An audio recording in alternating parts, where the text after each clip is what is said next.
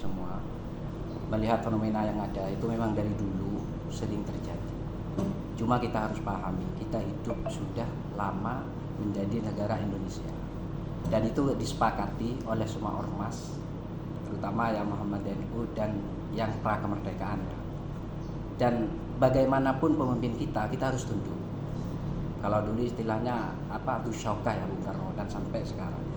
Jadi kenapa kok kita sebagai aparatur negara kayak jeneng-jenengan menindak hal itu? Karena kita harus mentaati imam, sebagaimana surat An-Nisa di sana ada 52 kalau nggak salah. Nah, kenapa dengan hadirnya KUA itu melaksanakan aturan dari negara? Dan kalau dalam KHI itu kalau nggak salah 56, pasal 56 tentang pernikahan itu.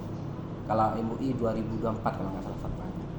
Nah, dari situ sebagai aparatur negara, bagaimana menyikapi polemik yang ada ini? Itu memang secara fikih dibahas dalam Basul Masail itu sah secara fikih, cuma haram. Kalau sampean nanya kenapa kok haram? Karena tidak taat pada negara, tidak mengikuti alurnya negara. Padahal jelas surat An-Nisa kita harus mengikuti negara. Kecuali negara itu menyuruh kita kaos unjuk rasa yang tidak sesuai dengan undang-undang, itu salah.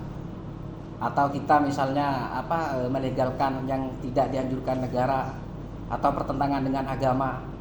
Makanya saya dari dulu itu orang yang memperjuangkan lokalisasi itu jangan dibubarkan, mengikuti pemikiran Gus Dur dan Basahar. Kenapa? Ketika lokalisasi dibubarkan, akhirnya banyak aplikasi permunculan. Selesai sudah. Kalau ini bicara lokalisasi ya. Terus bagaimana ke nikah siri tadi?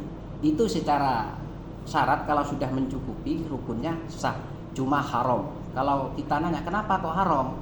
Karena tidak mengikuti aturan negara. Di surat An-Nisa kita sudah ikut.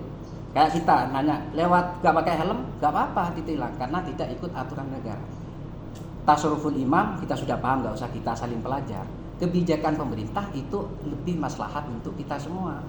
Dan di situ ada masalah kenapa kita harus pakai kartu SIM, punya SIM, ini itu semuanya ada dalilnya. Bukan gak ada dalilnya. Kalau sekarang kan bentar-bentar mana dalilnya? Sebenarnya ada dalilnya. Cuma kebanyakan orang tuh kan memahami secara konteksnya, secara teksnya saja. Kalau kita itu enggak melihat jauh ke dalam maslahat di antara kita. Jadi bagaimana kayak pelaku nikah siri itu tetap sah cuma haram. Solusinya kalau dalam fikih harus tajdidun nikah ke KUA, memperbarui. Nah, bagaimana yang kayak kejadian di sini itu sudah salah, Pak. Kalau menurut saya pribadi, karena itu bukan siri lagi diumumkan. Nah, tugasnya itu bukan tugas kayak KUA tapi ada aparatur negara kayak Satpol PP, terus beliau ini di Polsek atau Polres, itu tugasnya. Bukan masyarakat umum, nggak boleh. Terus tiba-tiba ada dari anggota KUA kita arogan mau nurunkan, nggak bisa. Harus lewat RT, RW, lurah, terus aparat, harus, nggak boleh. Karena kita dihukum negara. Nah, kalau kita semena-mena, kita juga berhak dituntut sama mereka karena tidak sesuai hukum negara. Nah, jadi caranya ya kita ketika menolak mafsadah tadi, darul fasid muqaddamun alal jalil masalih, harus sesuai dengan hukum negara yang terjadi, step by step. Kita kasih surat dulu. Kok masih tetap tegur, kok tetap, ya langsung angkut saja, nggak jadi masalah. Kan bener kan seperti itu. Nah, kalau kita sebaliknya langsung arogan tanpa oleh aparat yang terkait, RT, RW, lurah, kita juga salah, bisa dituntut sama mereka. Nah, di situ jadi kita mengikuti negara itu sebuah pahala juga. Makanya kalau pendiri-pendiri kita itu kita sudah sepakat Pancasila. Kalau Ki Ahmad Siddiq berapa? Kalau surat At-Tin ayat 6 illal ladzina amanu itu ketuhanan yang Maha Esa. Sila selanjutnya wa amilus sholihah. Ada dalam Quran. Saya sempat debat dengan orang-orang sebelah. Mereka menghajar saya, wah sampean enggak paham, sampean baca Quran aja. Quran tuh jangan cuma dibaca, Pak, dipahami. Nah, kalau sampean berarti nolak Pancasila, pindah aja ke luar negeri. Ngapain di sini bikin-bikin? Itu, wong kita sudah sepakat di Al-Qur'an itu ada di dalam kok.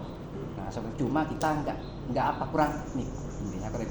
Jadi kalau sikap saya pribadi itu tetap sebuah kesalahan meskipun legal seragama tapi secara negara tidak legal. Kenapa? Kalau itu kita biarkan, nanti di situ menghilangkan hifdzun nasli dan hifdzul mal. Kayak anak itu kan enggak tercatat nanti, Pak. Ketika mau nuntut warisan harta benda kan repot. Nanti bikin report KUA juga ini.